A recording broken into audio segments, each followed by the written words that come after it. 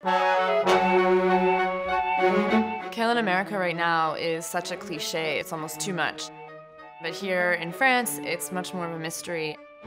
It's a légume oublié, which is a lost or forgotten vegetable. It's so lost and forgotten that people don't recognize it if you show them a photo of it.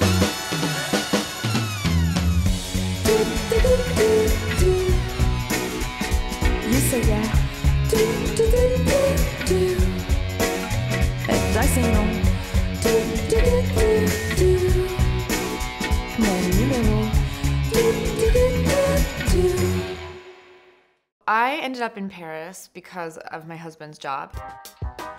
I didn't speak any French when we moved here, just bonjour, which, at a time you're like, oh, it'll be fine, I'll just, learn the language. Well, it's way easier said than done.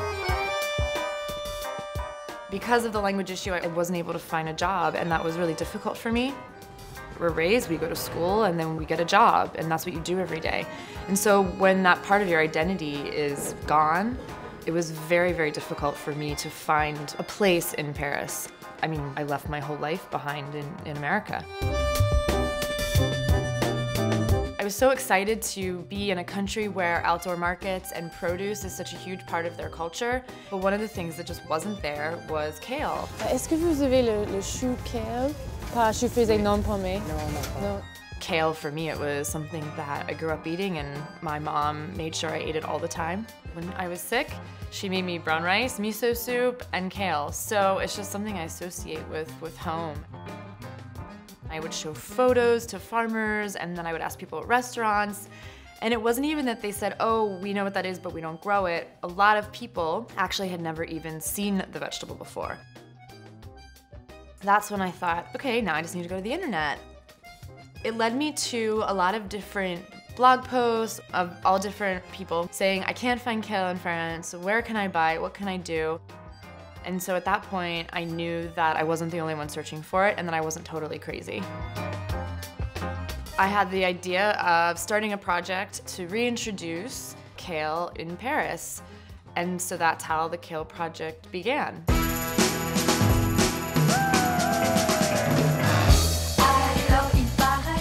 I had the aha moment in November, right after we moved here, but it took me a few months to finally gather up the courage to really do it because starting the project was putting myself out there, and nobody wants to fail in front of people.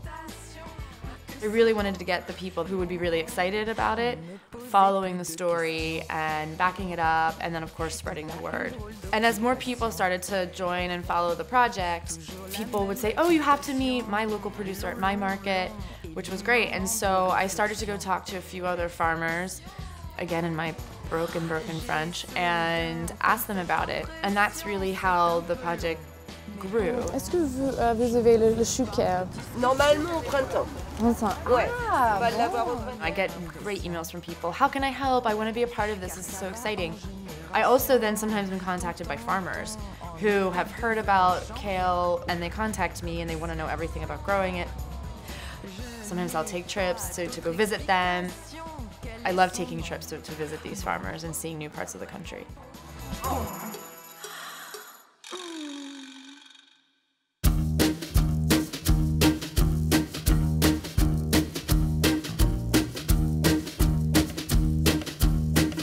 I would say the response has been pretty positive. Most people are receptive and excited that it's here and to try it. But on the flip side, I have definitely received some negative feedback, mainly telling me that who am I, an American, to think that I can tell the French how to eat, which I'm not doing. I'm just having a farmer grow a vegetable. The French have the reputation for not being very open-minded to change, but they're very open-minded to it. The reaction when people see kale for the first time, it's always, oh, well, what is this? What is this? And then when they try it, people are like, oh, it's very good.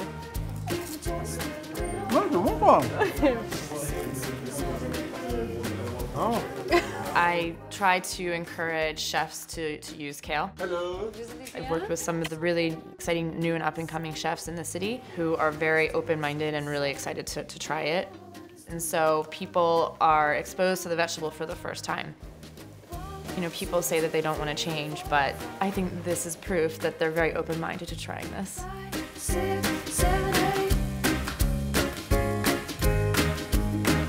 Super bon.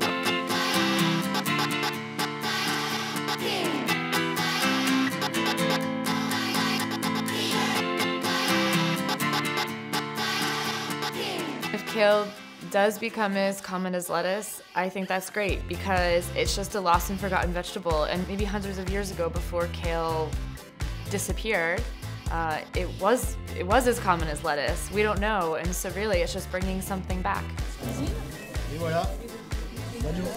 Sometimes I take a step back and I look at everything I'm doing and I think this is just a leafy green. But in reality, it's more than that for me because it's grounded me in Paris and it's given me an amazing network of friends and it's given me a new life here. I mean, I had to completely reinvent myself when I moved here, but it makes you realize that we're always reinventing ourselves. And, you know, I never thought kale would actually be a part of my life that way.